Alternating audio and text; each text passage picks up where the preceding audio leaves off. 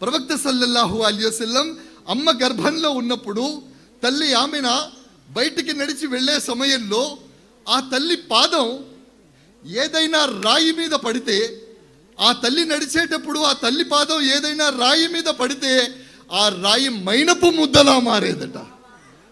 ఆ రాయి మైనపు ముద్దలా మారేదట. ప్రవక్త సల్లల్లాహు అలైహి వసల్లం తల్లి గర్భంలో ఉంటే తల్లి నడిచేటప్పుడు ఆ పాదం కింద రాయి వస్తే ఆ రాయి కూడా మైనపు ముద్దలా మారేదట. మరి 40 ఏండ్ల తర్వాత ప్రవక్త అయితే గర్భంలో ఉన్నప్పుడు రాళ్ళు కూడా మైనం విద్దుకవుతున్నాయి.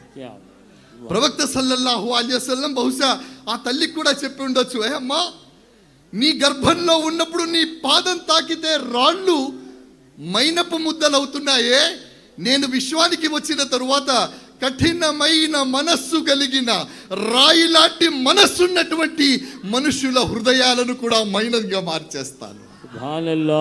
ప్రవక్త సల్లల్లాహు అలైహి వసల్లం ప్రవక్త సల్లల్లాహు అలైహి వసల్లం ఇదే మిలాద్.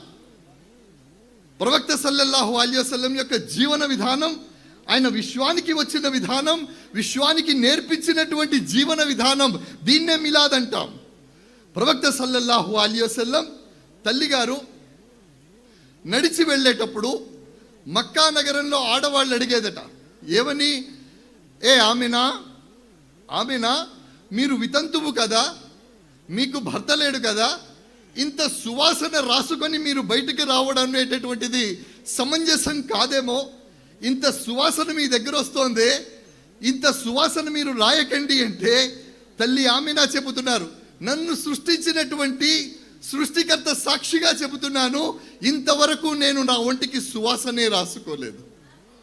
మరి ఈ సువాసన ఎక్కడదమ్మా అంటే ఎప్పుడైతే నా గర్భంలో విశ్వప్రవక్త సల్లల్లాహు అలైహి వసల్లం యొక్క తేజస్సు వచ్చిందో ఆ తేజస్సు ఫలితమే సువాసనగా